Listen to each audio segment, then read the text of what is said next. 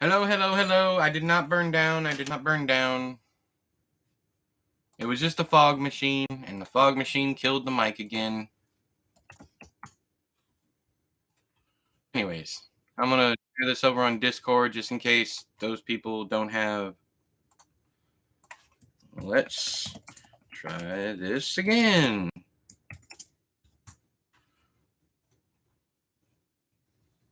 All right, close. I also have. I was about to say I changed the mic completely.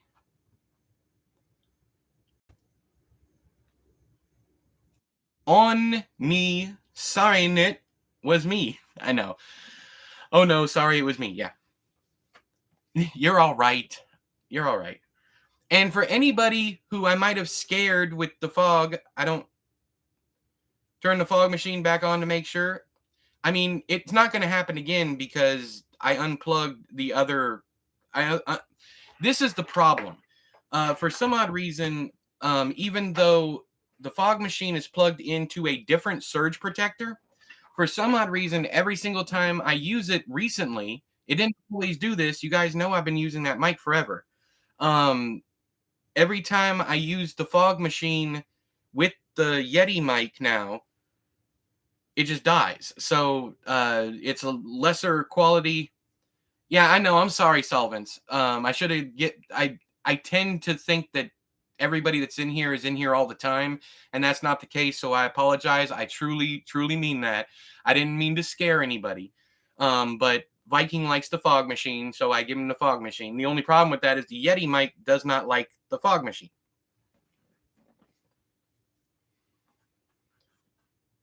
Oh boy, Mr. Fogg, if Viking turned on you, you gone.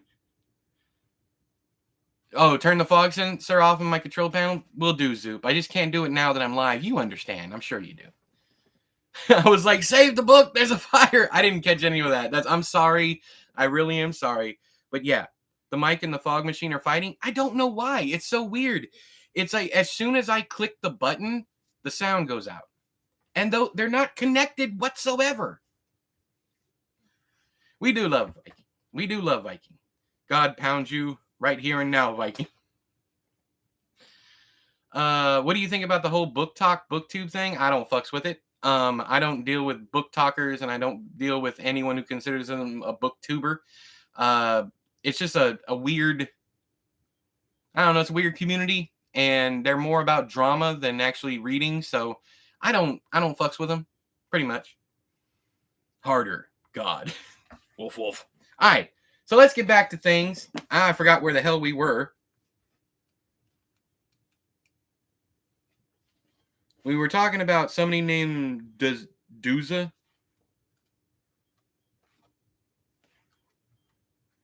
We'll get there again.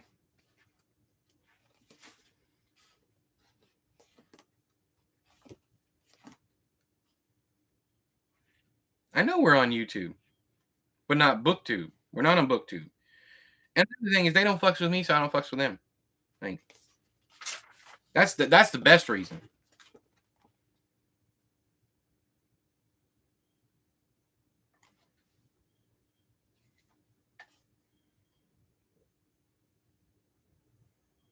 Okay, here's some cool ones. Oh, where fucking hell, Jake. Okay, what the fuck is BookTube? It's YouTube.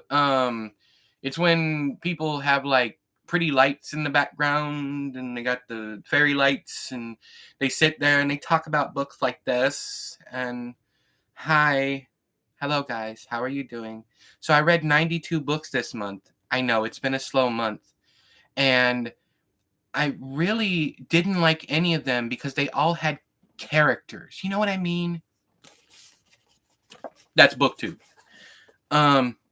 I only follow one BookTuber, found her on Instagram first. Yeah.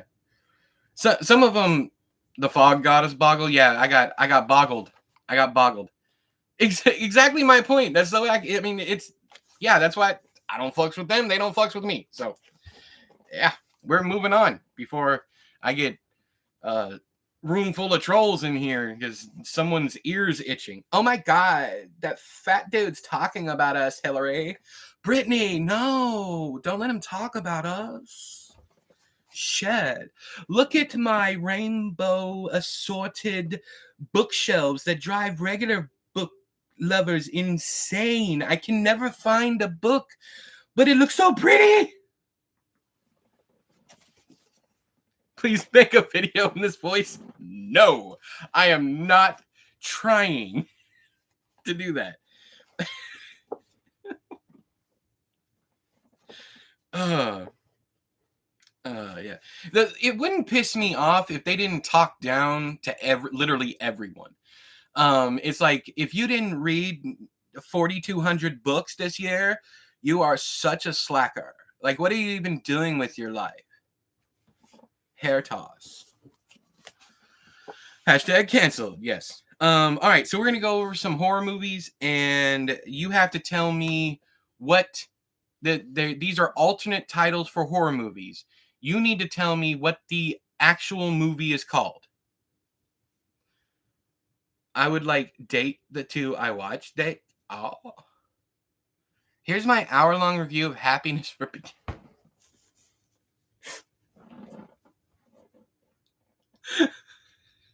So good. So good. So good. Get it, Lazy. Lazy says these damn bookman. Calm down, Jake. She's getting mad for real lately. Calm down. Calm down.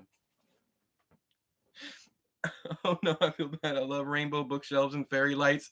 Whatever.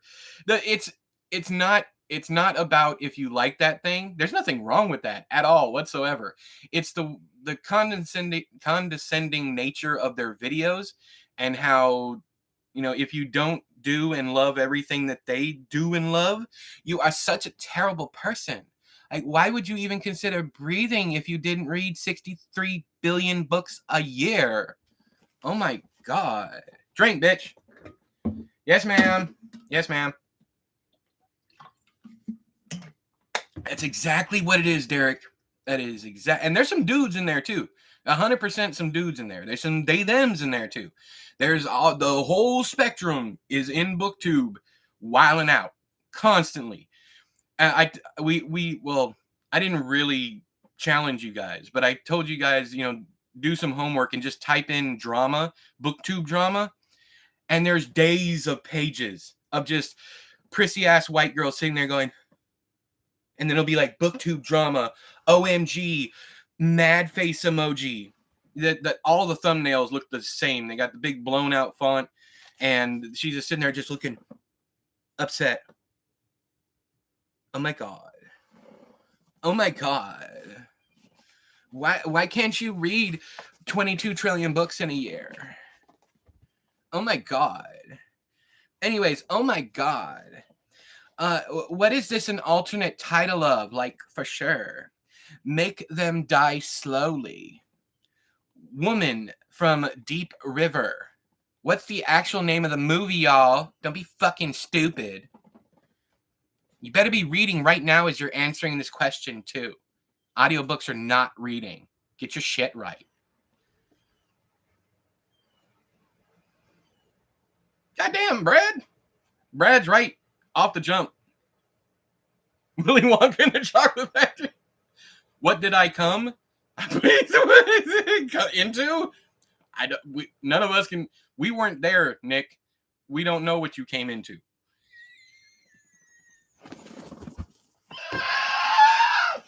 Oh, you brought out the pterodactyl in me, bruh. First cannibal DVD in my collection. Smooth moves. Smooth moves. Love you, Nick. How you doing, brother? These chats? Yeah. All right. So, this should be interesting. Let's see who gets this, but probably damn near everybody's going to get this one. What are these alternate titles for? You have to name the original name of the movie, or no one in here gets this hot, sweet bookmark swag that I'm giving away to only 2 people. 2 people get this bookmark swag. Sponsored by Nocturnal Reader's Box. How about that, bitch? Zombie and Zombie Flesh Eaters.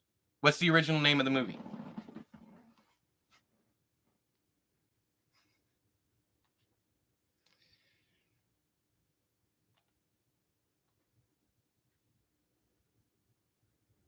That box.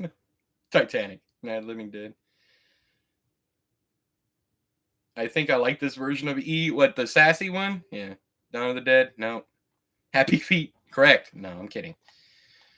I doubt anybody's going to get this one. I either thought it was going to be way too easy or way too hard. Zombie or Zombie Flesh Eaters?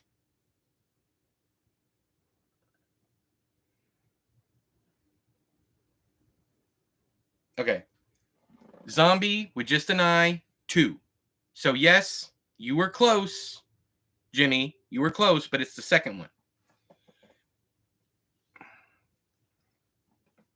Red Dawn. Hey Rev, how you doing, man? Thanks again for the amazing fucking comment, dude. I appreciate you. I love you. It meant the world to me, and you literally brightened up my entire week. So thank you for the amazing one. Fifel goes west. I almost said Fifel. Ooh, the sacrilege. I grew up on Fifel. Fifel. I'm so glad I started this. What, the stream? Yeah. Good, brother? All right. I'm glad you're good. Okay, so which movie's alternate title was Seven Doors of Death? What is the actual title? Seven Doors of Death. Goddamn, J-Rod. J-Rod out here booking like a turkey. Didn't give nobody else a chance. Nobody else. By the way, oh yeah, it's Haley. Haley gets a double box this time. From Book E. No clue. Yeah, the raid. So Haley gets a double box. I'm glad that I didn't send any of these boxes out. Can you imagine me having to send back-to-back international packages? That would have sucked balls. Honestly, my brain just sucks all the booty cheeks. We're gonna go for another 15 minutes, and then I at least need to take a break. Okay, I'm already at. You got the third question right. Well, not the third question, but you were the third person to get something right first. So you get extra in your box. So you're gonna get 6 books instead of the 3.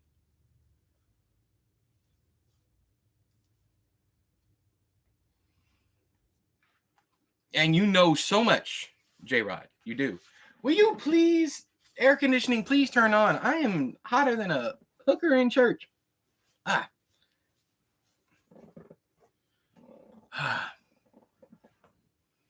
No, Brad, I still got it. It's on the box. So yeah, I'm just gonna rip yours open, get a bigger box, and put it in there. Did y'all know that a medium flat rate box is up to $17 goddamn dollars? Did y'all know that? I told you, book. I don't lie. It's one thing. I might be wrong sometimes. I'm not always right. I might be wrong a lot, but I don't lie. It's bad. It is absolutely terrible. And the one with like the platinum swoop and the glasses, she's the worst of them. I don't know who she is, but she's got like a bajillion subs, and she is nothing but drama. Was it? No. It was the one before this one, Haley. It was you. It was you. I promise it was you. Do I have to scroll all the way back up? But J-Rod got this one correct. This one. But you had already won previously. Way back.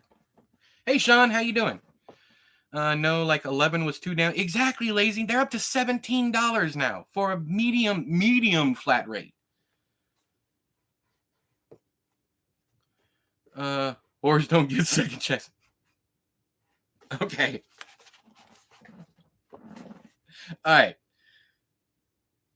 Yes, you're fine. You deserve it. Don't worry. I mean, that was several questions ago, though. I just forgot to write your name down. So, all right, here we go. This one might actually be hard. IKEA the movie. You mean Horror Store by Grady Hendrix? All right. Which movie had the alternate title City of the Walking Dead. Which movie had the alternate title City of the Walking Dead? What was the actual movie called?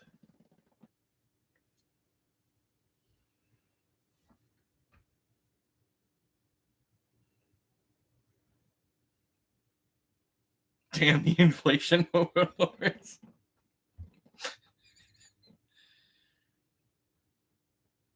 Yes. Yes, you are correct, J-Rod and Solvents. It was Nightmare City. Made in Manhattan is correct also. Somehow that is also correct, Sean. Congratulations. You win everything that's in my hand right now. Umberto Lenzi. Yes. That is the director. Yes. Okay, next one. I don't know my horror movies. Well, then you need to learn. No, I'm kidding. And, all right, so here's the next one. What movie had the alternate title, The Gates of Hell? What was the actual movie called? The Gates of Hell was the alternate title.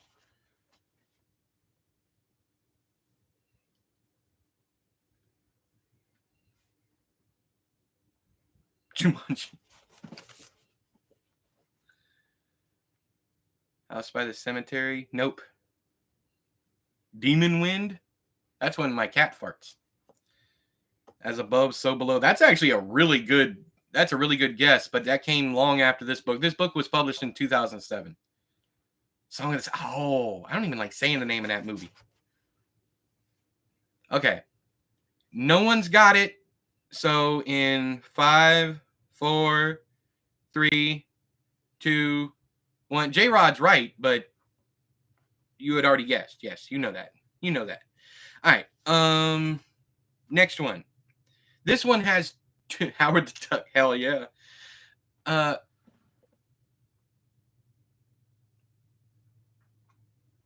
Where are you, Solvents? I don't see you. I guess that I got that one. I thought. All right, hang on. I'm looking. There's no prizes for this one anyways, so I do not see you. Solvents is correct. You see him, Brad? Okay. I'm sorry, Solvents. I actually don't. So this happens sometimes. My apologies, but everyone else sees it. So congratulations. Good job, Solvents, for getting it right. But I actually don't see it. I'm scrolling up because you're really easy to find too, because you're one of the only gray names in the chat. Yes, I know I have a moderator problem, but I like to think of it as a feature and not a glitch.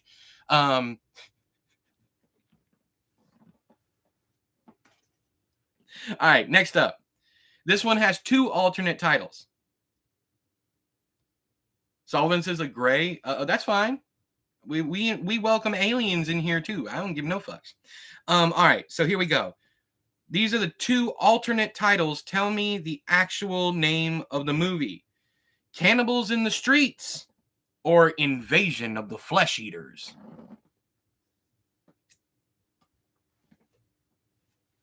Actual movie name.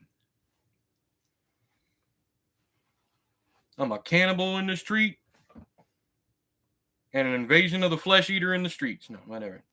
Under the sheets or something. Jake is correct. It is a cannibal apocalypse. Cannibal apocalypse. The Warriors. Cannibals, come out and play. All right, we only have a couple more. You're not dumb, Nick. Stop that. You're not too dumb. Just because you don't know every fucking horror movie in the world does not make you dumb. Stop that. I am not even playing with you. Stop picking on yourself. That doesn't make you dumb. Derek knows what's up. He's like, I don't know any of these either. Shit. Stop.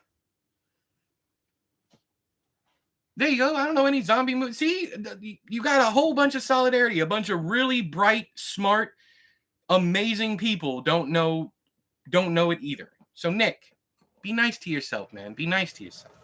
All right, next up, we have, what is the alternate? We only have 2 of these left, and then we're probably done with the games, and then we'll just hang out, okay? This is only one. Sorry, I'm holding up 2. I've never heard of some of these damn movies. Neither have I. Neither have I. There's a reason I give joke answers. Exactly. Yeah, Zoop is definitely a stupid dummy face. So believe him when he says it. But you, Nick, you're not dumb. All right, we got two more of these. So what movie had the alternate title? Let me start over.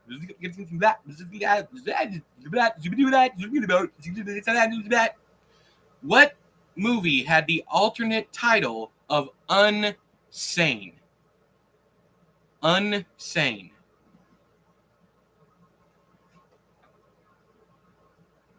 Yeah, no one here is stupid. No one. A Psycho. That's a really good guess, Ty. That is a really, really good guess. Solvents, Tenebrae, Chucky's Bride. She was unsane. She was unsane. Unsane in the membrane. Crazy insane. Chucky's got no brain. Teenage Mutant Ninja Turtles. Secrets of the Ooze. Go Ninja, go Ninja, go. Go. That I feel so bad that I loved that song as a kid. Listening to it now damn near gave me an aneurysm. I was watching Teenage Mutant Ninja Turtles 2 Secret of the Ooze with my youngest, and we got to that part, and I'm like, I'm going to apologize up front for the song that's about to jump up and the person who's about to sing it. We do not claim him. He's a flash in the pan that boiled over even later than he should. Night of the Living Finger, Space Testicles. It is Tenebrae. But anyway, Solvents was correct. It's Tenebrae.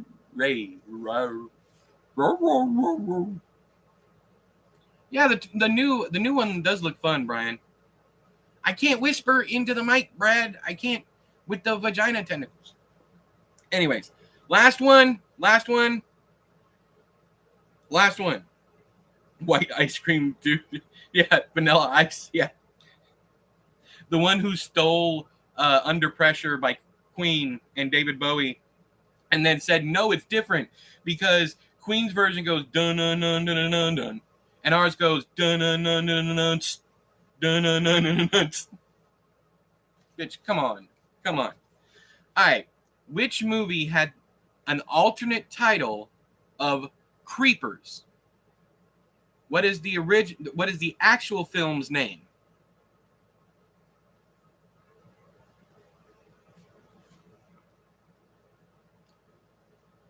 Jeepers Creepers, where'd you get those peepers? Yes, J Rod is correct. Is a phenomena.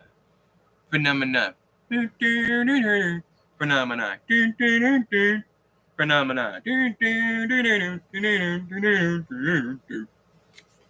All right, I got to get up and move around. Part of the reason why I am being as goofy as I am is because I'm hurting. It's my pain response, so I got to get up and move. I will be back. And do you guys? I need to ask you guys. Do you want to hang out or do you want to be done? You're gonna say critters? I've never heard of it either. The janitor next door. Go stretch your back, meat. Hang out. Yeah, that's plenty. All right, so I will be back in 5 to 10 minutes. I'm gonna go walk around, probably in the rain too. So if I'm soaked when I come back, because you guys make me wet.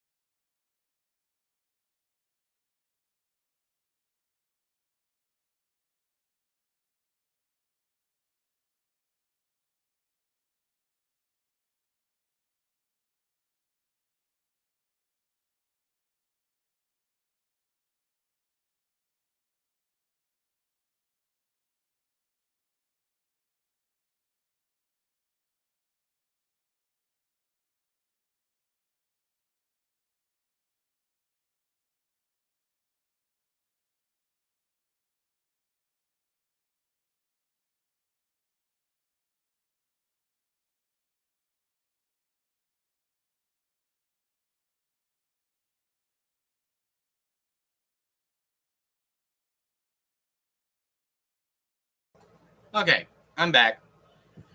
I had to change shirts because I wasn't about to perform a one-person wet t-shirt contest in here. Yeah, new top means it was wet out. Yeah, I didn't want to be flashing my boobage all to y'all. They've gotten so small, man. I'm like barely. Look, they don't even fit in my. This is me trying to grab them. Look at this. Look, ain't even a handful. Look, I really got to squeeze. Welcome back, front and sides. Can't show his genitals. Eli Roth needs to be put in prison for that. This is what I arrived to. Hey, JB, how you doing, brother? I forgot the rain. I thought it said train there for a second. In my defense, it was 5 minutes ago. Fog machine. Y'all want to try it? See if it happens with this. Because if this dies, then LOL. Now watch the video of that woman again. Oh, you want? Yeah. I'm good. How are you? I'm doing fantastic, brother. Other than her, Brad's just like, no. I don't think it'll happen with just this one. I think some kind of power overload surges into the computer, even though they're on separate surge protectors. It makes no sense. It's 100%. What? Stop it! Devilish bastard! Shut up! I need to just take them down, but I'm too lazy. Well, I was thinking about reading a story. I was thinking about closing out the night with that. Fog is always necessary. Let's test it. I mean, I can always start again. Let's test it.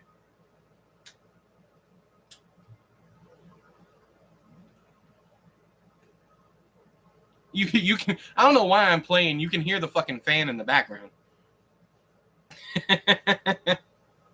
Let's try it one more again. Just for Viking. Let's try it one more again.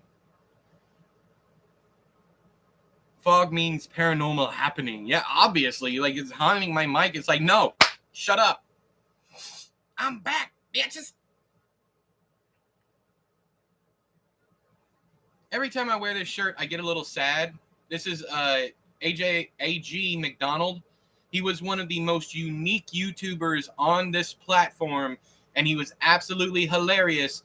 And all of his daily videos, were animated. He was so amazing, but no matter how much I did or other people did, we just couldn't get him the following that he deserved. Mainly because he was honest. And that's another reason why I hate BookTube. Because he really picked on the culture of canceling every book that had problematic material. And I don't agree with that stuff. I mean, let the book be the book. Just don't buy the fucking book, right? Like, don't support the person. And especially don't give them free publicity by trying to cancel it. So he got in a lot of shit with that. And then he just disappeared. And I caught up with him on Twitter like 7 months after he disappeared. And he's like, I just don't have the heart for it anymore. So like all the books ever, right? Yeah. That was his point. Is that every single book is going to be problematic to someone no matter what, because not everyone is going to like what you do. No, he's not. He's done. He's gone. Yeah. Yep. And it was amazing animated book reviews and book talks and things. I love that channel. He started coming up about the same time. Well, I don't know what her new name is, but BookTube Goddess. She's changed her name to something, and I can't remember what it is. I really miss BookTube Goddess. I really miss that name, but of course I've changed my channel name also. Actually, that's wrong. Everyone loves everything I do. No. No human is perfect, and who writes the books? Humans. At least they should anyway. Yeah, that's a whole nother topic of discussion. But yeah. So what am I gonna read? Read.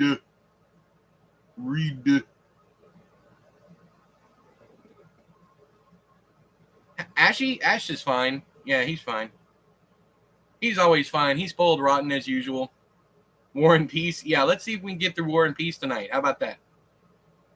Book Roast was just complaining about books aren't messy enough and people are too worried about triggers, but we're all adults.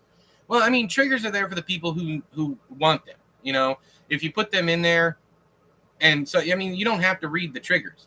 But as far as not messy enough, I actually agree with that. Mainstream books are too safe these days. But yeah, I mean, but also if people are only writing content to offend people, there's a problem in that too. You know, it's if you're all you're trying to do is upset people for the shock value. I see no cultural significance in your work. Now you may not want to have cultural significance in your work, and that's fine. But that's just how I feel about it.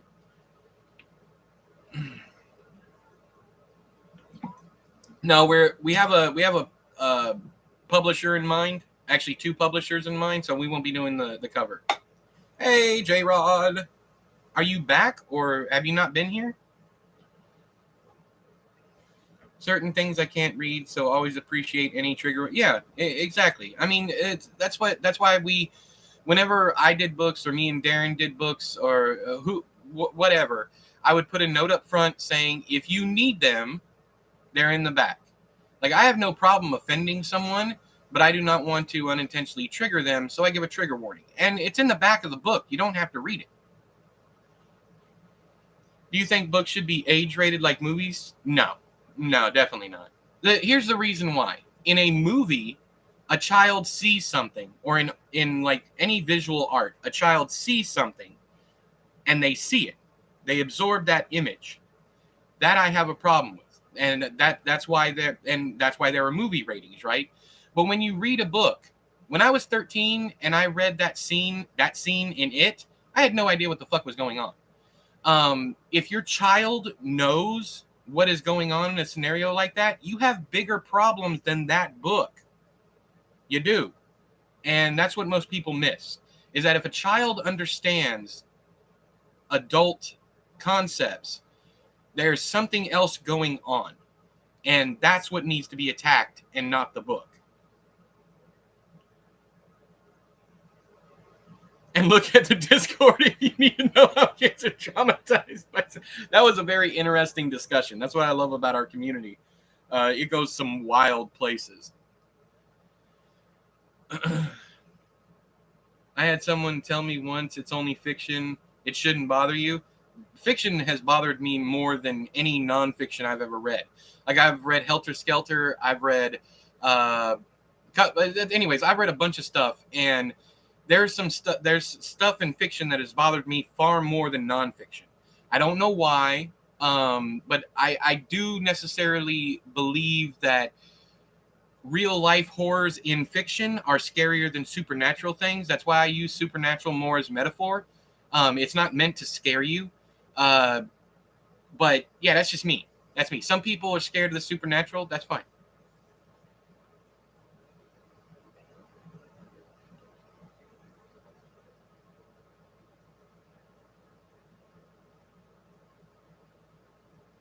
Yeah, actually, I would agree with that, Lazy, because the only two animal deaths I have in my entire catalog actually happened. There's the one in Bay's End where the dog attacks the boy and the boy the boy's father kills the dog. My dad didn't kill the dog, but the dog was shot after he attacked me. They left him alone for a week to make sure he didn't have rabies, and then they went over and shot him, and I will never forget hearing that gunshot. The second thing is we used to shelter kittens and strays and kind of get them back up to health and whatnot, and then pass them along to either friends, family, just random people or whatever. We tried to keep them out of the pound. So we always had a bunch of cats and kittens around. And during the winter, they would climb up into the engine block of cars. And multiple times, Mom went out in the morning to leave for work, and she would start the car, and the fan blade would, you know where I'm going with this. And I put that scene in, well, it's an aftermath scene. It's not, you don't actually see it happening, just like you don't see the dog get killed in Bay's End. But it's an aftermath scene with blood splattered snow, and you know what's happened. But that happened like a lot when I was a kid, and we were able to save some of them. In fact, we had Stubby, who literally had this much of a tail because as a kitten, he got whacked off by he lost all of his brothers and sisters, but cut off his tail, and we were able to save him. But I will never forget the image of walking out to say goodbye wave goodbye to my mom, her backing the car out, and pieces just thunk, thunk, thunk, landing on the driveway. I'm sorry. I'm telling you all this. Y'all don't want this in your head. I just realized what I did. I'm sorry. I am so sorry. Lazy, I'm sorry. And anyone else who might have been upset by that, I apologize. But yeah. But it's stuck in my head too. That shit bothers me. Yeah, exactly, Derek. Yeah. Yeah.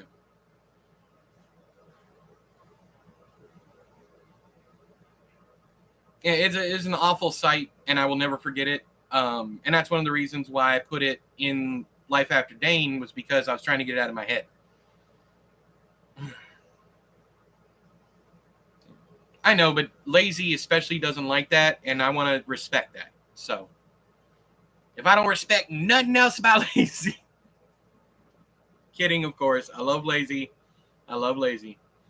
All right, so what do we want to do? What do we want to read?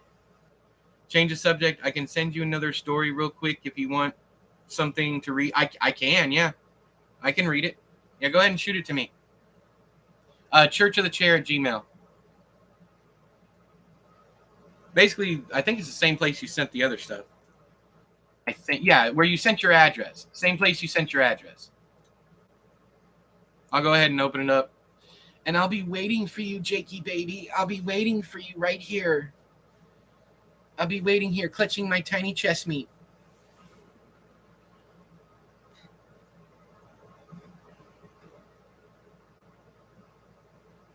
Yeah, no, Derek's right though. It is the truth.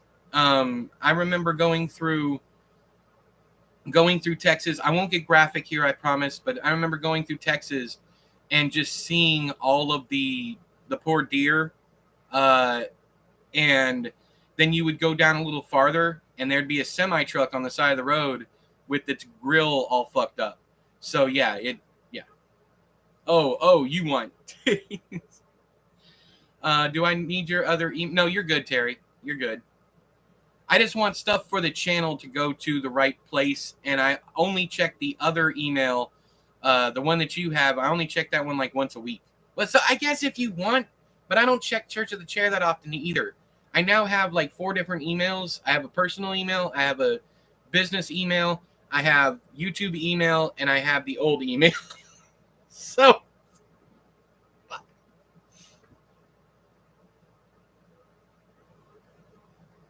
the cast of Armadillo, yes. Read the cast of Armadillo.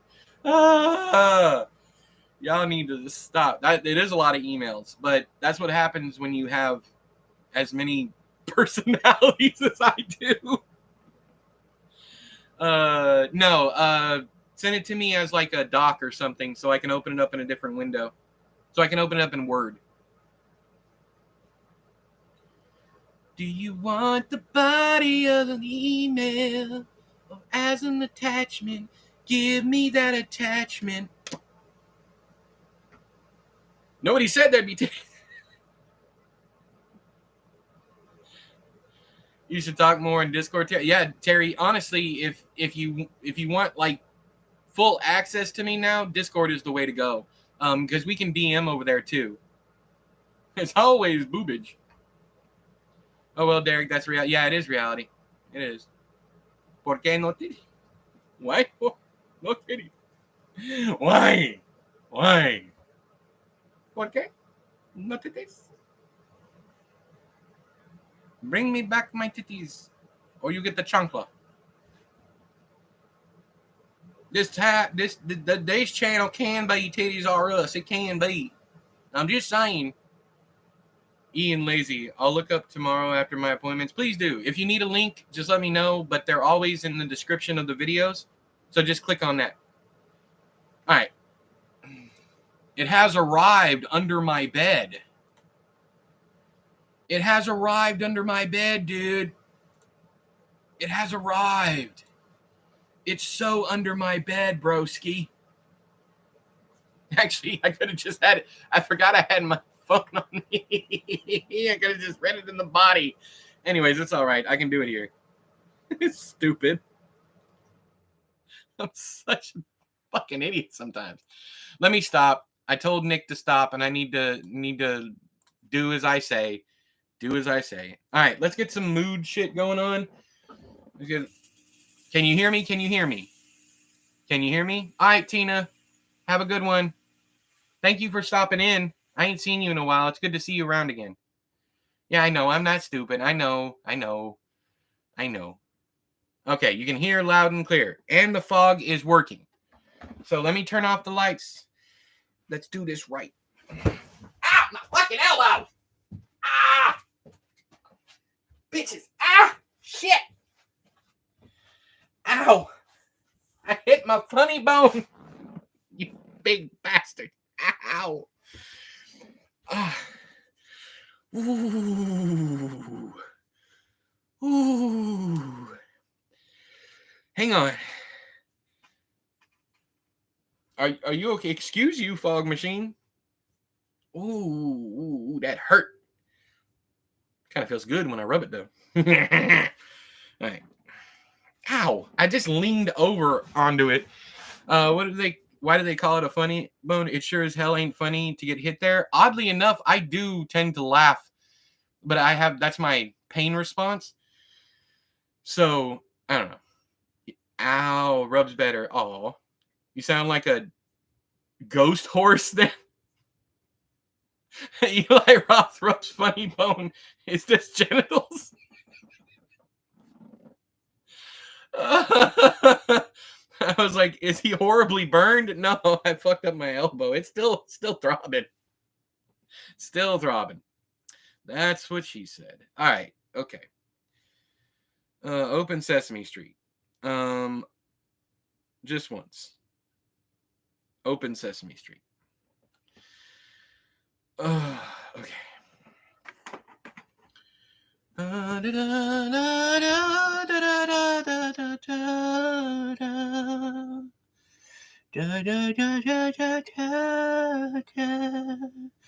Welcome back to Masterpiece Theater. I am your host E, and tonight we are reading we are reading a special story written by Jake Brannon. So sit back, relax, and grab some snacks, children. We are going to be reading. Come closer. That's close enough. I don't need to catch a case. That's close enough. Thank you. Okay. Under the Bed by Jake Brannon. On Tuesday night, Noah Franson had a nightmare. The next night, he yelled for his mom and asked her to check under the bed for monsters. She did so. Nothing. Thursday night came, and with it, a similar scenario. Erica Franzen rose at 11:15 to answer her son's cries and fulfill her motherly and monster-checking duties, and was happy to report no monster activity in the vicinity that was under his bed. Friday night was different. It didn't seem like it at first. Up until about 9 p.m., the day and subsequent evening seemed quite normal. At breakfast, earlier that day, out of curiosity, she asked Noah what his nightmare from Tuesday night had been about, not really expecting him to remember, but to her surprise, he did. "The Snake Man?" he said. "Who is the Snake Man?" He explained that the Snake Man had slithered in through the air vent. He was small at first, thin too, and with his hands he showed her how long he estimated it to be. No bigger than a lamprey, she said. But he didn't know what a lamprey was. He continued, going on to say that as the creature descended down through the vent grates and onto the floor, he grew to a size not possible for even the largest of serpents, even bigger than a python, Noah said. What about an anaconda? Erica asked, somewhat amusingly. Maybe. I've never seen an anaconda before. Are they big? Biggest snakes in the world, so I hear. I don't know. That was pretty big. And his face, it wasn't a snake's face, it was a man's face. With a big smile, but not a good one. His teeth were long and sharp, and he couldn't close his mouth. He could just smile. It looked like it hurt him, but it felt like he wanted to hurt me. He went on and said that once the snake man was all on the floor, his man face rose up, and so did much of its upper body, his toothy smile grinning dangerously at him as the creature slithered closer, soon hovering over the bed. It was then that Noah started screaming, which caused the monster to retreat under the bed, after which there was the sound of an opening door and then a bright light shining overhead, as his mother had come in and woken him up. That was the snake man dream, and because of it Erica was bound to a nightly errand of checking under her son's bed for the seemingly elusive half-snake, half-man. Mother and son left the breakfast table to face the day, and Erica knelt down to tie one of Noah's shoes and told him that if she caught sight of the snake man, she'd chop off its head, and they'd have it for dinner. That made him smile, which in turn made her smile. The day continued on like any other, and the contents of her son's dream had long left her mind by 3 in the afternoon, when she picked him up from after-school care. On the car ride home, she asked what kind of pizza he wanted for dinner, their Friday tradition, and his answer was always the same, half cheese and half pepperoni. And by 6 that evening, he'd have one of each on his plate, while his mom would have a nice slice of the cheese and 2 antacid tablets. Noah had tried one of them before, the antacid, and said that it tasted like bad candy, to which his mother replied that it was, and that it's only for adults. They ate their pizza and watched Full House reruns, and when 7 o'clock came, Erica told him to get his dirty butt and grease-covered hands in the bath. He did so without having to be told twice, which was always appreciated, and when the bath water was properly soapy and bubbly, she came in and washed his hair while he scrubbed under his arms and elsewhere. He relayed to her the enthralling tale of how his friend Andon, at lunch earlier in the day, had pretended to choke on his ham and cheese sandwich, which prompted the cafeteria monitor. And who was the cafeteria monitor today? Erica interrupted. It was Mrs. Claypool. Mrs. Claypool was gullible. Oh boy. Which prompted the cafeteria monitor, Mrs. Claypool, to rush to Andon's side and assess the situation, putting her face close enough to his so that the 7-year-old could belch in her face. Andon says he thinks he shot out a little chunk of ham at her too, Noah said while trying to hide a grin. That boy is a bad influence. No, he's not. Yes, sir, he is. Besides, if you're going to burp in someone's face, it should be after having a peanut butter sandwich, so they can get a big whiff of it. They both laughed, and then she told him to close his eyes before proceeding to rinse the shampoo out of his hair. It was 7:15 when Noah's bath ended and he got dressed into his pajamas. Bedtime was at 9, so that allowed him an hour and a half of playtime, which allowed for Erica to get herself in the shower. Noah went to his room and debated with himself with which action figures he'd play with tonight. There were 2 choices, Avengers or Star Wars. He considered this deeply for more than a minute. Ultimately, the deciding factor came down to the remembrance that Iron Man's left arm had broken off last weekend during a play date with Andon. And who the hell would want to play with a one-armed Iron Man?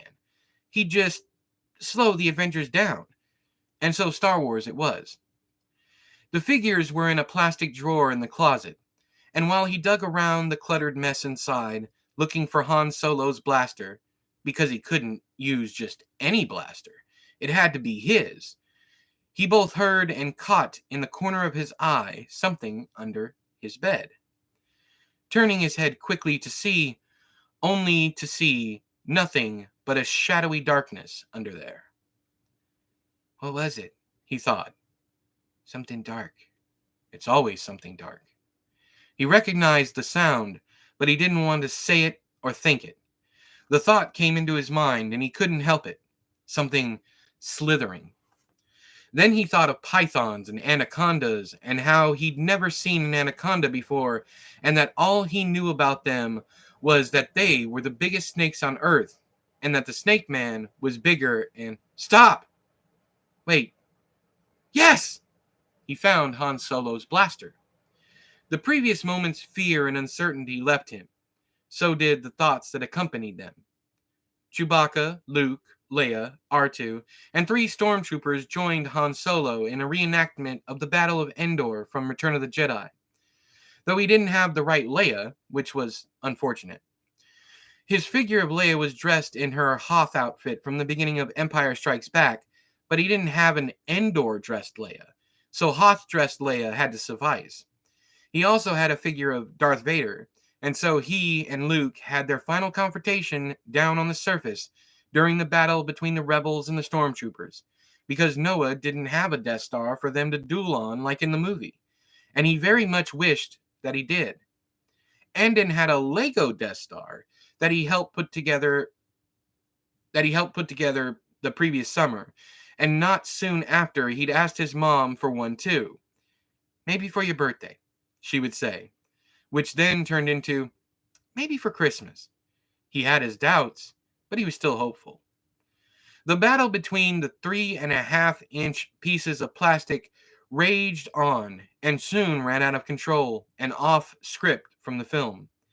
It was no longer a reenactment because in this scenario, Darth Vader wasn't turning good at the end and saving Luke. He was cutting off both of Luke's hands before then turning on Han and Chewbacca. But before the Dark Lord of the Sith could deal a killing blow to the kindly Wookiee, "All right, kiddo, time for bed," his mom said, standing in the doorway, looking down at the carnage that was Noah Franson's rendition of Star Wars Episode 6, Return of the Jedi. And she raised an eyebrow. "Since when does Darth Vader, Mom? Sorry, Darth Vader. Since when does he go all Kill Bill on Luke, Han, and Chewie?" "He doesn't. I was just pretending, you know. What's Kill Bill?" "Something for when you're older. Now clean up." He did so again, without having to be told twice. As he was putting his toys away, he once more caught sight of the underside of his bed out of the corner of his eye. The darkness there. It was blurry. And moving? Even with the slightest glimpse of it, the blackness under the bed appeared to be moving, and he turned his head quickly to catch whatever it was, but alas, he saw nothing. He thought to get closer, to get on his knees and peek down under there himself and confirm that there wasn't anything there and that he was crazy. One look just to make sure couldn't hurt, right?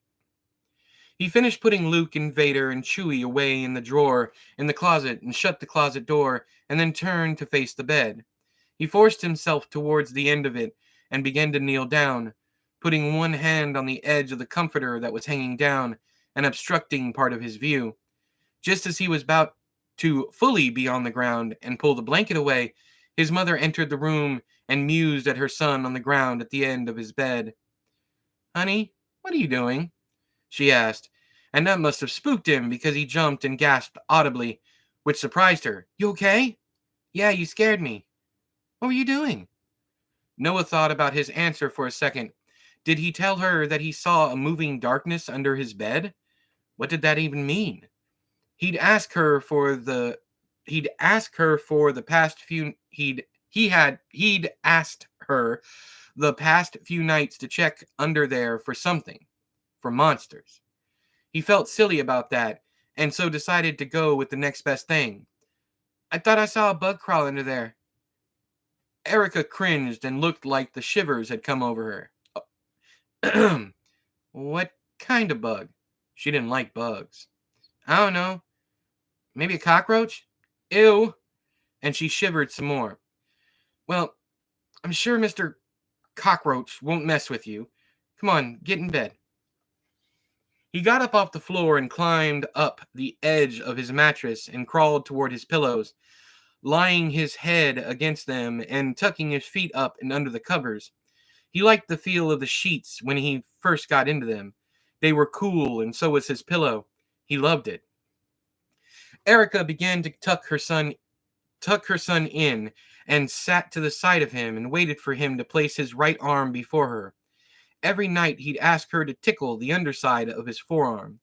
She'd bristle her fingers across his skin, sometimes barely touching, using just the tips of her nails to gently tickle his arm, starting at the bend of his elbow and down the skin to his wrist and then into his palm, continuing on to the backsides of his fingers and ending where they stopped.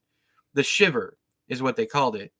Not like what she had done a minute before when she heard he'd seen a bug. The good kind of shivers, relaxing and tingling. They almost always sent him to sleep. Drink break.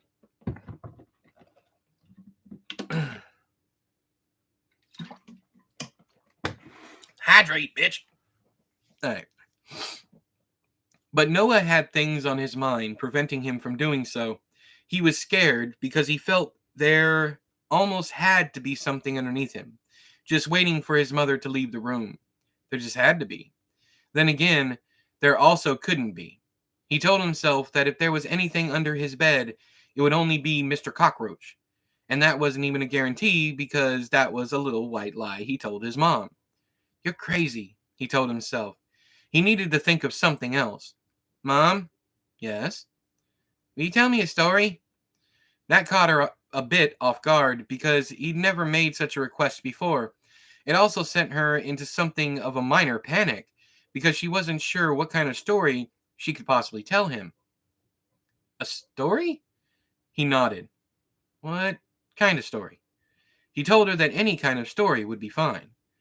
She took a deep breath for confidence and began. Once upon a time, there were these 3 bears. Mom, I know that one. Everyone does. Something else, please. Okay. She thought for a second and then took another breath for confidence. Okay. She began again. When I was a little girl, about your age, I went on a fishing trip with my grandpa. So, your great-grandpa. His brother owned this lake house, and every summer they'd let him stay there for a week or two. And sometimes he'd take me and my brother up there with him. Your Uncle Ricky. There was a dock out back overlooking the entire lake. The water was murky, almost black, but it was still real pretty. There were other houses with docks too. There were almost always people out on boats or jet skis out on the water. But this time we went, the lake was actually pretty quiet, which made it perfect for fishing. So the first day we're out there, we're on the dock, me, my brother, and Grandpa. We've all got little pieces of hot dog on the ends of our hooks, and we're all cast out, just waiting around. 3 hours later, we're still sitting out there with mushy hot dogs on the ends of our lines and no fish in sight. No fish on the first day. The second day comes, same thing. Mushy hot dogs and no fish. And again on the third day. And again on Thursday. It was really frustrating. Ricky got really bored quickly, and even Grandpa started to get annoyed at the lack of fish. He thought that maybe it was because the lake was always full of activity, that maybe it drove the fish away. But that didn't make much sense, because the lake was quiet this week. Like I said, it should have been perfect for fishing. Friday comes, our 5th day out there, and even though we were all pretty skeptical, we thought we'd give it one last chance. And it's a good thing we did. Grandpa was the first to get a bite. We all saw the bobber dip beneath the water, and we all got excited, and we were yelling for Grandpa to reel it in quick, to reel it in as fast as he could. And he did. He was trying anyway. He was reeling, and then snap! The line gave way. The fish was gone. Bastard! Grandpa said. But then I got a bite on my line, and I started to get excited again. And then it was my turn to reel it in, and I reeled and reeled, and then, wouldn't you guess it, the line went loose and the fish was gone. Bastard! I said. Then Grandpa started laughing, before telling me that I shouldn't say that. And you shouldn't say that either.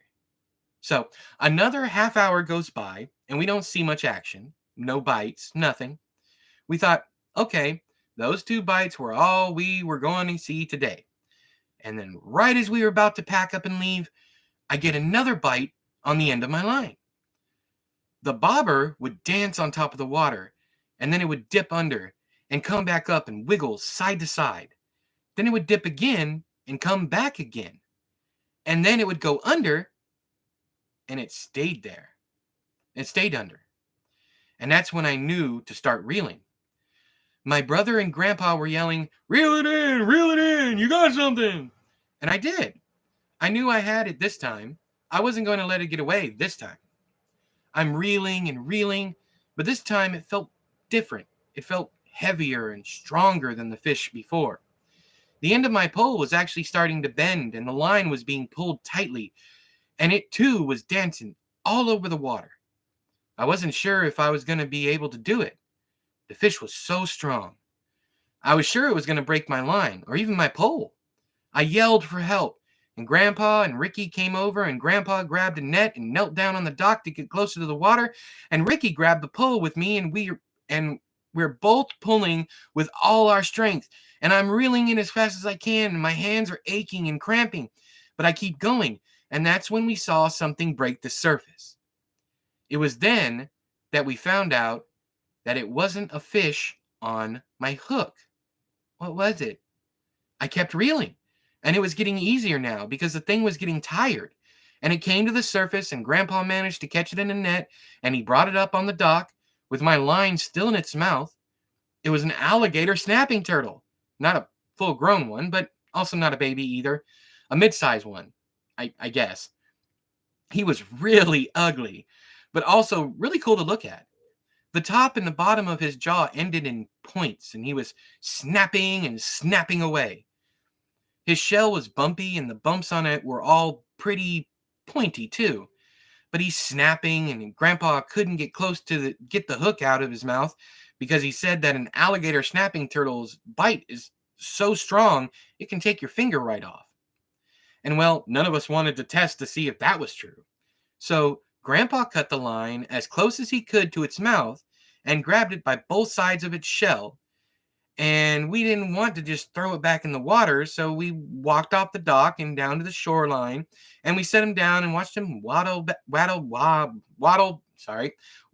into the water, not before snapping at us a few more times. Maybe he was trying to say thank you. Maybe. I asked Grandpa if the hook would hurt him, and he said that over time the hook would rust and eventually fall apart and go away. He said he had a long life ahead of him. You know, it's believed that they can live to be over 100 years old. Some even say they can live to be over 200. Can you imagine that?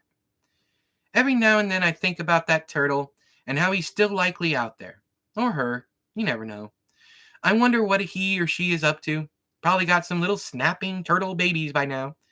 Maybe a funny little 7-year-old turtle who plays with Star Wars action figures and has a friend who likes to burp in his teacher's face.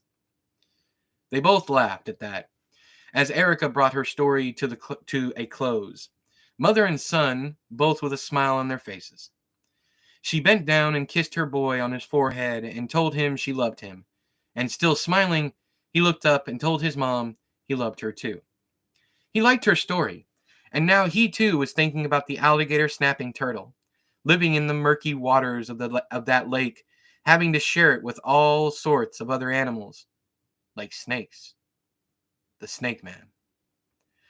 The smile disappeared, and he was less afraid and more angry, for he'd reminded himself of what he was afraid of. You're crazy, he told himself again, but he couldn't help but think about it, thinking about what certainly couldn't be under his bed. But God, what if? It was almost an involuntary response, but as his mother got up from the bed, out of his mouth came the question, Mom, can you check under the bed, please? He was embarrassed. He'd already been through this enough times this week, and everything up to this was going so well. Erica was concerned for her son. She wondered if fear would ever go away. She knew eventually it would have to, but still the thought persisted. Would it? She opted not to ask him what he thought might be under there, and she thought about Mr. Cockroach and wondered about that too, but pushed that out of her mind. What else could she say? Of course, she said. We have to be sure, right? Noah nodded, still embarrassed. He knew there couldn't be anything under there. There just couldn't be. There absolutely could not be anything under his bed. What's the worst that could happen? Erica asked herself. You see a large-ass cockroach, get the shit scared out of you, and hope the little fucker doesn't do his fast little crawl towards you? She really did hate bugs, especially cockroaches. Don't think, just do it. She was now standing to the side of the bed and bent down to grab the edge of the comforter, proceeding to kneel down at the same time. Her long hair began to drop in her face, and for a moment she let go of the comforter to tie her hair back real quick before returning to the bed, lowering her head and peering beneath it. She was met with darkness, blurred and indistinguishable. There was nothing to be peered at, just a void of empty blackness that in and of itself felt as if it didn't belong. Nothing. It wasn't right. She looked down at the floor of the room, looked to her left where it began under her son's door, and followed it with her eyes until it came to the bed, continuing to follow it as it went under the bed, seeing it for a few inches more before it disappeared into the void. And she couldn't account for the reasoning in that moment, but she felt the desire to reach out and feel the darkness if she could. There's nothing there, she thought, and so she believed she was reaching for nothing. But still, she reached her hand forward, and like the floor beneath her, it soon disappeared in the black fog of nothing. It was as if the lake water that her grandfather had pulled the snapping turtle out of had located itself entirely under her child's bed. It frightened her a great deal, more than any cockroach could. A bug you can see and touch and run from and even kill. A bug you can see and touch and run from and even kill. There was nothing here, but also there was something. It was there. Her hand was on it. No, her hand was in it. And then her hand was brushed against. Truly, as if she had dipped her hand into that murky lake, she felt something beneath the surface. Something within the black air under there. Just barely touch her. She pulled out and backed away. And looking up, she saw the concerned face of her son looking down at her. Great job, Erica, she said to herself. You scared your kid even more than he was. And over what? A lack of light in a dark place? And what was likely the damn bug skittering past you? Noah said nothing. He couldn't, because it was slowly dawning on him that perhaps he wasn't crazy. And at the same time, his mother was considering the possibility that she was. There's nothing under there. That was the thing. Why couldn't she see anything? What brushed against her? And like the earlier urge to reach out her hand that she couldn't explain, she also couldn't explain why she was peering back under the mattress for another look. But she began, and she was doing so. And as she looked, she was met with the realization that she was wrong.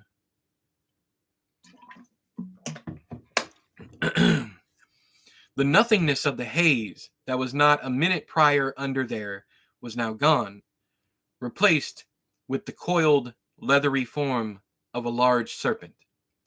Its body ending in a head with a face that belonged to no such creature, a face with closed eyes and jagged teeth protruding from its mouth, a mouth unable to be closed, with hot breath seeping out from in between the daggers. Now, what does one say in a moment like that? Erica found no words. Only frozen shock overcame her as as she found she was unable to remove her gaze from this creature. Her mind was active, though. Holy fucking shit. Holy fucking shit. Mom? That broke her out of it. Noah. And then fear truly came into play. She looked up quickly and audibly shushed her son before stopping herself immediately as the noise brought with it the slightest movement of the thing under the bed. Not much, but the damn thing could move. She corrected herself. She hushed Noah with the finger over her lips, her eyes wide and peering at him like they never had before, and he now knew he wasn't crazy. Their eyes held each other's stares for a moment, and their chests moved faster and more apparent as their breathing became harder, their hearts ringing in their ears. What now? Erica asked herself. The fuck do I do? Get Noah out of here, now! And she had to do so quietly. Even as she backed away slightly from the side of the bed, shuffling her feet beneath her, she saw the creature move its leathered body, as if tightening its coil. She froze again and thought to herself, why hasn't it attacked us yet? Why hasn't it attacked before? It doesn't matter. It's sleeping right now. Is it? It must be. Okay, if it didn't attack us before, will it tonight? Does that matter? There's a fucking demon from hell under your child's bed. Will noise wake it up? Assume that it will. What then? If it wakes, fuck that. Let's not find out. Get Noah out of here. Get us both out of here. Then what? Figure that out later. One thing at a time. Get Noah out. Be quiet. She looked back under. It hadn't moved. It was still and sleeping. She prayed it remained so. She looked up at Noah, who hadn't moved either, except for the shivering shaking of his body. His eyes were red and tear-filled. It's going to be okay. It's going to be okay, she whispered to him. He nodded slightly, unassured, and then froze again. They both heard it. The breath of the thing under the bed, louder, almost growling, and Erica felt the hot breath rush over her hand on the floor. She looked to it again. It was still moving, still coiled. It's still sleeping. And the question persisted in her mind, what will this thing do if it wakes up? Looking again at Noah, she whispered to him to stay quiet and that she was going to try and stand up. We both have to be quiet. She was almost just mouthing the words to him, but he understood well enough. He remained still and held his hand over his mouth, trying to muffle his breathing, and he watched with ever-increasing stress and anxiety as his mother lifted herself slowly and steadily off the floor, and then something popped in her leg as she stood up, and that caused both of them to hold their breath and expect the worst. They got lucky. She was finally fully standing up, and with careful placing, she turned herself to face her son and stepped towards him, before stopping again when her shoe clicked against the floor. Fuck! She mouthed the word just as she thought it. She looked at her son and nodded at him and began to kneel back down. What is she doing? Noah thought. He said nothing and did the same. He had to trust that his mother knew what she was doing, even if she wasn't quite so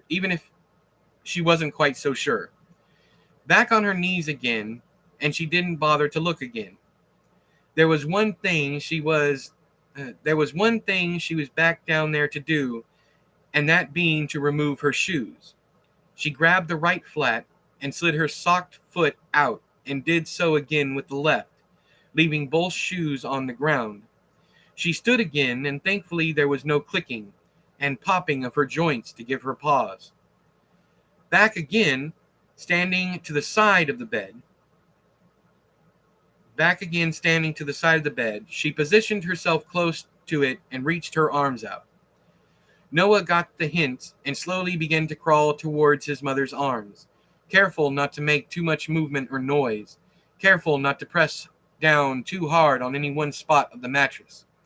He did only weigh 60 pounds, but he may as well have weighed 600, because that's what it felt like right now. They were both expecting any second to hear the growling of the serpent with the human face, expecting to hear its body uncoiling and slithering out from under the bed to do whatever it may do to the victims to be attempting to flee. Don't think about it, they both thought to themselves. But that was no longer an option. because sure enough, all it took was one of Noah's hands pressing down on one of the bed springs for the mattress to sound the alarm. Fear flooded both mother and son as they heard the monster growl its hot breath through its sharp teeth and begin to uncoil its massive form. "Fuck it," Erica said, and she grabbed her son with both hands, and with his arms and legs wrapping around her, she turned and bolted for the door. Noah closed his eyes. He didn't want to see any of it. Erica never looked back either. They both heard it, and that was enough for them. The hissing and slithering, and they both could swear that they felt its breath against their skin. And they did not stop. Erica may have slid a couple times because of her socks against the slick floors, but she never fell. She never lost grip on her son. She persisted and ran, and for all she knew, her eyes may have been closed as well, because she barely remembered running through the house and getting outside. But there they were now, not knowing what may still be behind them. They were on the sidewalk, Noah still with his eyes closed and hanging on to his mother, who was still running. She didn't think of where to go, just far away from here. A decent enough plan. Erica ran with her son in her arms until they came to a convenience store. And inside was a 20-something with a name tag that read Tony, and Erica yelled for her to lock the doors. The sight of a frantic woman carrying a child was enough to convince the young clerk. "Where's your phone?" Erica asked. There's a phone back here, but here's my phone," Tony stuttered, bringing her hand from her pocket. Erica took the phone and called 911. And, well, she wasn't sure how to phrase it to the operator. She chose her words carefully. "There's something in my house that tried to attack me and my son." The operator asked if it was a person. Then they asked if it was an animal. "Fucking close enough. Yes." The operator asked what kind of animal. "A big one. I don't know. We heard it. Didn't see much. We just got out and ran." Erica told them the address and hung up the phone.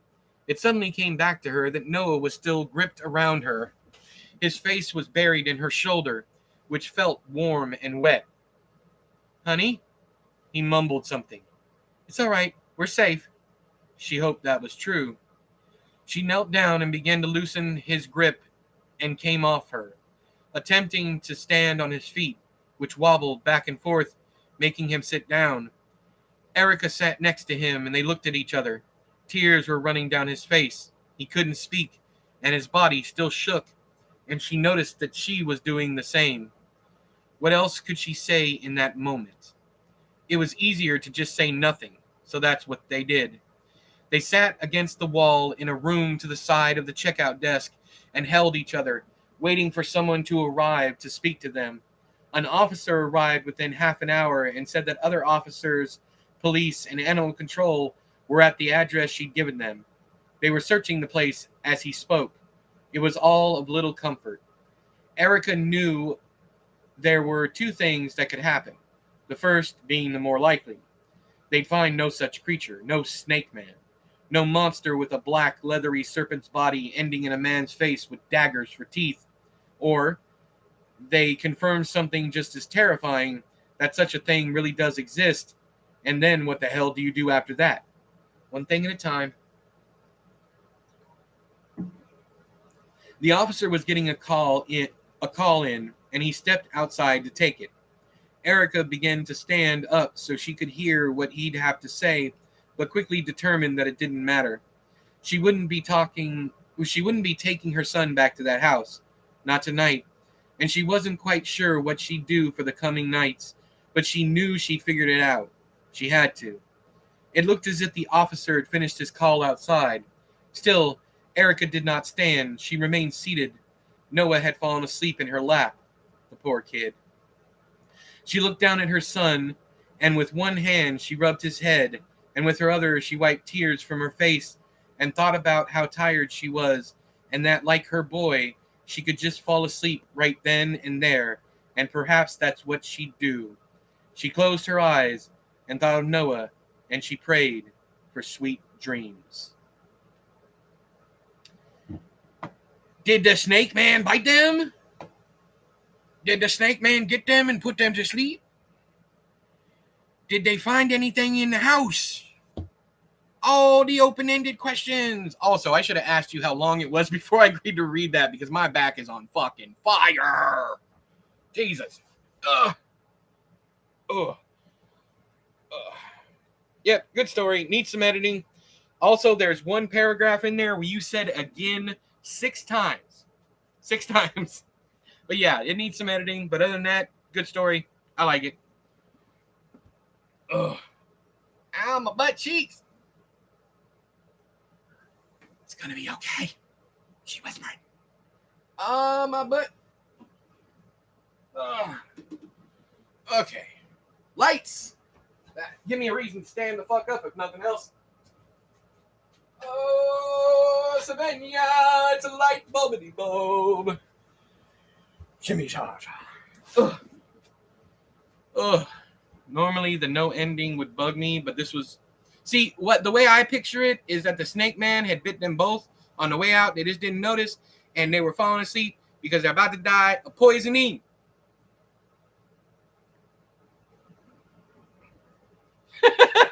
You like Ross whispers, butt cheeks are genitals.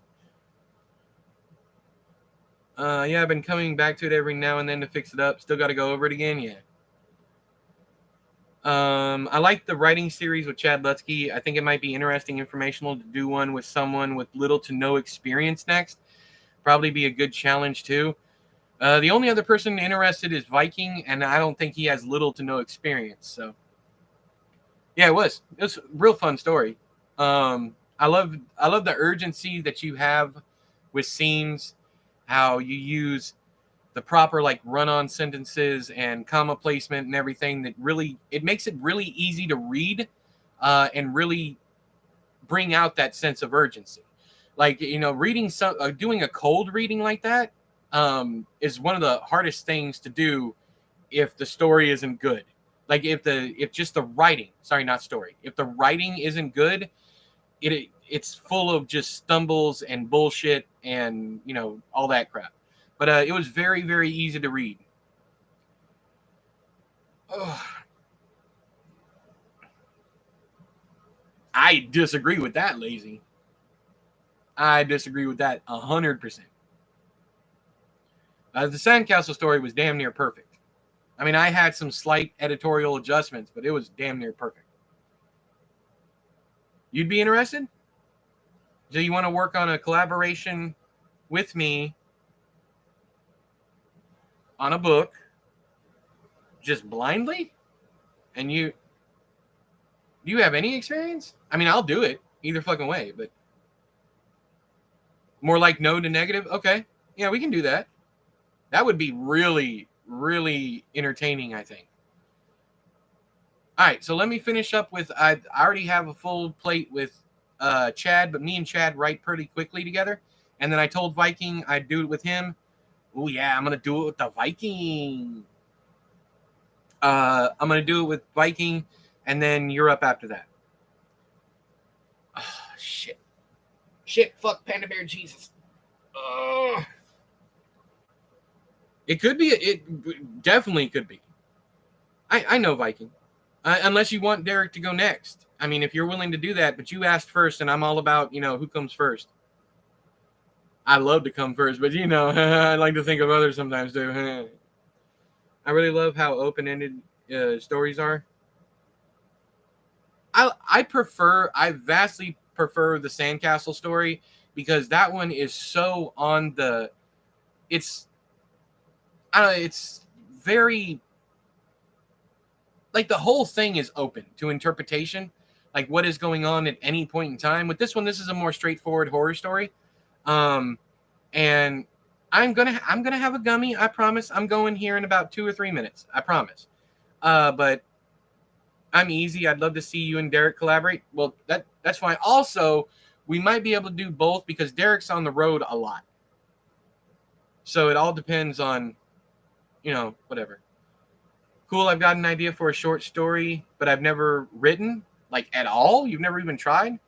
Yeah, the Sandcastle story is poetic. You know, it's the entire thing from the opening to the ending is just like, is he actually a fucking sandcastle? Is he, you know, then you got the laughter with the kitty litter thing, and then you got the weirdness with the people breaking into the house, and then you have the ending, and it's like the whole thing is just fucking magical, right? It's experimental, and it's weird, and it's well written, and there's great urgency and great everything. This one, like I said, it's a good story, but Sandcastle's way to fuck up here. Like, yeah, it's way up here. And don't worry about writing a really good story and then following it up with one that I don't fanboy over. It's still a good story. Needs some editing, needs some quite a bit cut, actually, because there's a lot of repetition, like her getting up and down. There's easier ways to say that, but we can always talk about that, in private or whatever. But yeah, I mean, that would easily sell to an anthology or like a Kindle single. Throw that shit up. People would buy it for $1. It's long enough. It took us almost 30 minutes to read it. All right, good night, Jen. I didn't see you say good night, but J Rod, oh, there you are. Have to run. Night, y'all. Night, J Rod. I'm about to leave too. So y'all start saying goodbye because I gotta say goodbye. Oh, Lord Jesus. The only reason I'm still sitting here is because I got to be able to actually physically get up and walk out of the office. So I'm kind of collecting myself.